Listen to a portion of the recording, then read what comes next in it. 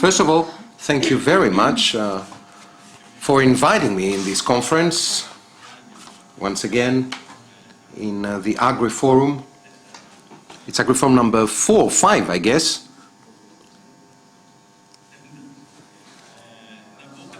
So let me jump into the response to your question. Indeed, the European Investment Bank is the offspring of the European Investment Bank, and it is responsible for all EU projects that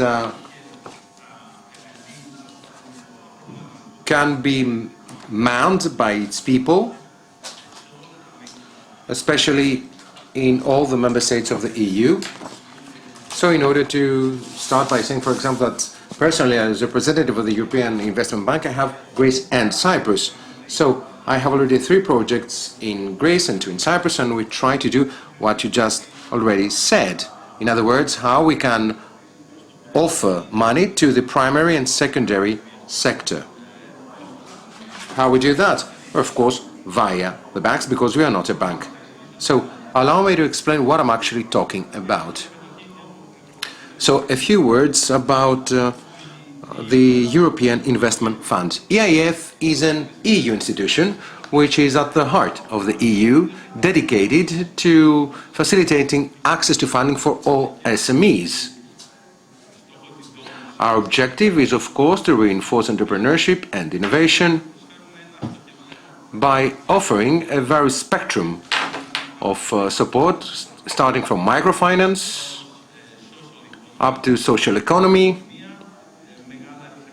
major funding, and of course some other projects and programs that I present here in Greece, because SMEs, of course, is the backbone of the European economy, and of course it is a large part of the EU policy. Now allow me to say 99.8% of enterprises in Europe are SMEs.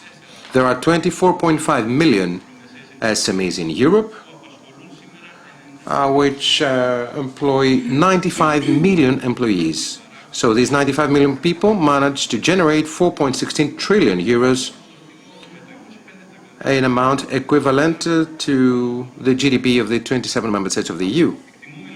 So we fully believe in the importance of SMEs, including, of course, agribusiness and their role in the EU economy. That is why we support the way funding can be improved in these small businesses. And of course, we also see how banks behave and how banks are willing to support these kind of enterprises, because we do know that they play an important role in the local economy,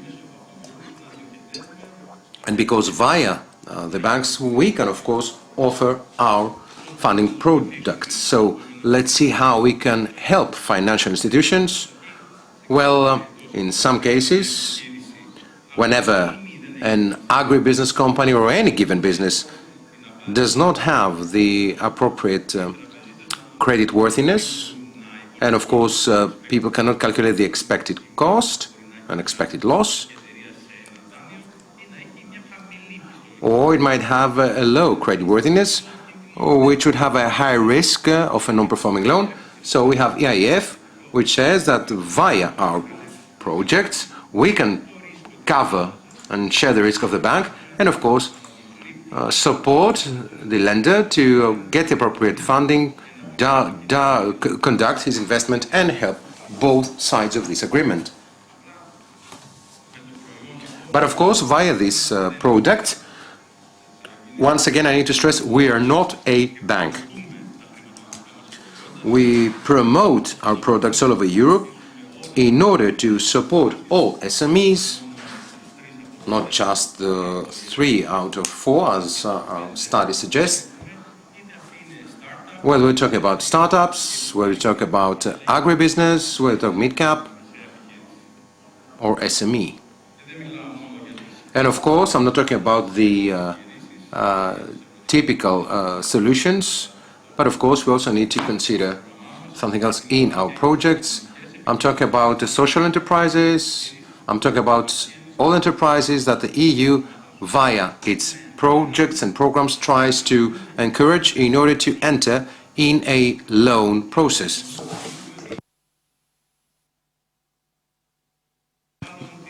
Because we still live in the era of having €1 of public resources is equivalent with €1 of public of €1 grant.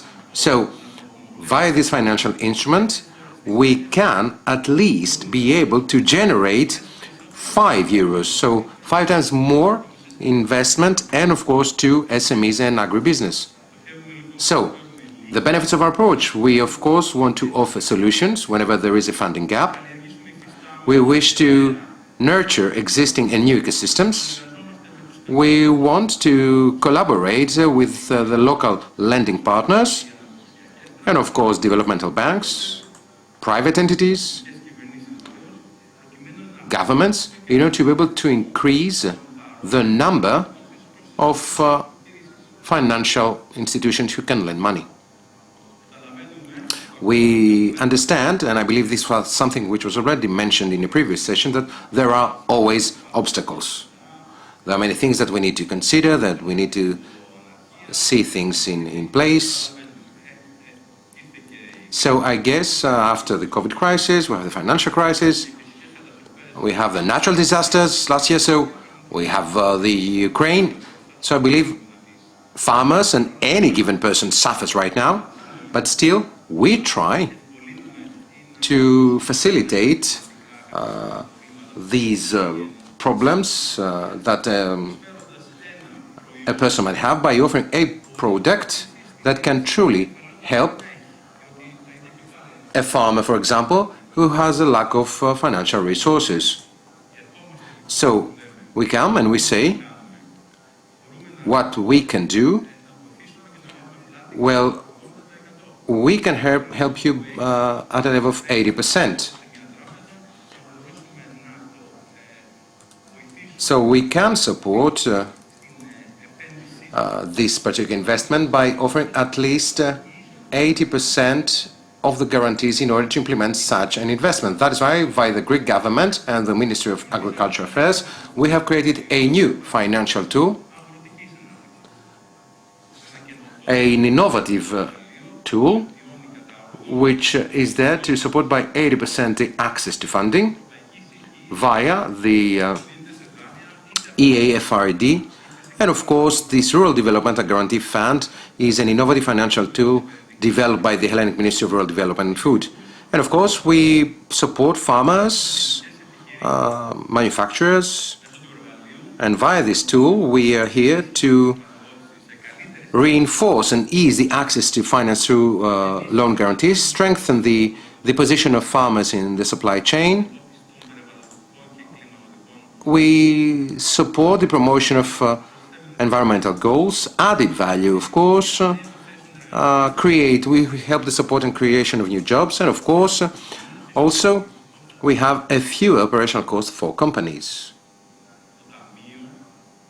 This particular fund supports funding in various sectors in actions 414 for investments in agricultural holdings, and of course for investment in processing, marketing and development of agricultural products, action 424. And of course, as I said, EAFRD offers via this process a portfolio volume where the risk is retained by the F1. Moreover, we manage to support any other costs related to each bank, and we have a guarantee rate of 80%. So via the €5 generated for every euro spent,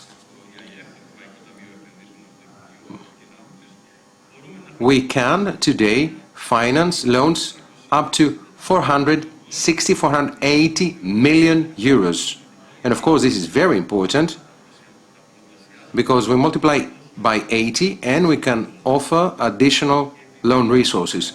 And as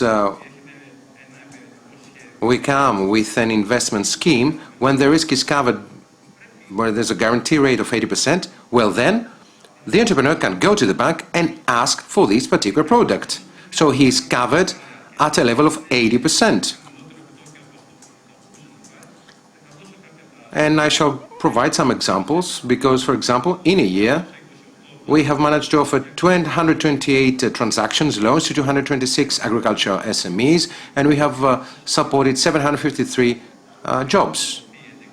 11.5 million is disbursed to SMEs out of the 15.5 agreements that have been signed. So we're just at 21% absorption, so people have not yet understood that there are ways that they can be helped and support in order for them to be able to get a very good funding. Now, out of these 225 loans that have been dispersed, 82% on the agriculture, forestry and fishing, minor percentage in wholesale and retail. And let's have a comparison with Portugal, which is exactly different. So manufacturing is 80%, where the lending takes place. My next slide. This is the average loan. 66,000 is the amount of loan, so it's very low.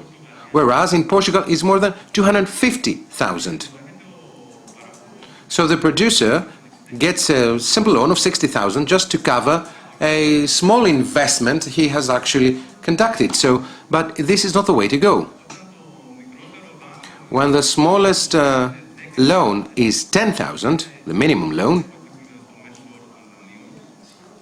I do not have the median figure actually, but I do know that the highest is 1 million. And this was from a cooperative bank, it wasn't Piraeus Bank actually. And it was not a productive case, so it was, I'm sorry, a manufacturing company. So, and you can see the employees per SMEs, 214 loans who have 0 to 9 employees. Whereas, despite the fact they have received 66% of the disbursements. So you have tangible investments, and the rest is in working capital. So the question is what we can actually do. Actually, allow me to say the following. As at the end of the day, somebody asks us, so what is interest rate? What is interest rate? So I shall give you the figure. Now, the lowest, interest rate in one of the banks is 3%. 3% interest rate for a loan. And the highest interest rate is 6.1%.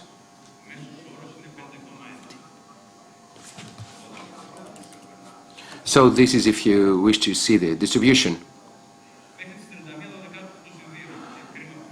By December 31st of 2022, they can receive a loan of 200,000 euros without an investment program submitted to the bank. This is valid until December 31st, 2022. They can get such capital in order to pay, I don't know, the electricity bill, whatever, to pay his or her employees. And of course, refinancing, that I'm not advising to opt for refinancing. This is quite difficult. That's a rather strenuous procedure. So I always try to capitalize on my experience, saying that EIF manages 1.1 billion. We have 9 agri programs in 6 countries. All rely in national funds and, of course, EU funds. These are the latest ones that we have signed lately. You can see once again Portugal 315, but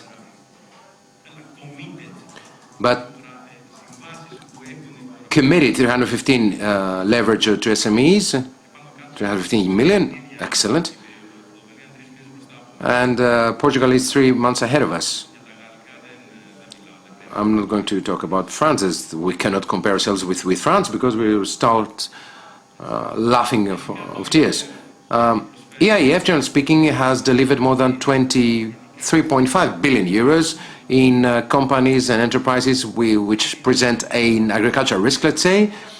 It has provided 294 SMEs support to SMEs, 391 financial receipt transactions signed, and 60k euro average funding. So we understand that actually they're giving money to us and we say no. So banks should do more of that to promote our product, because I guess we can all profit from this situation. Thank you very much.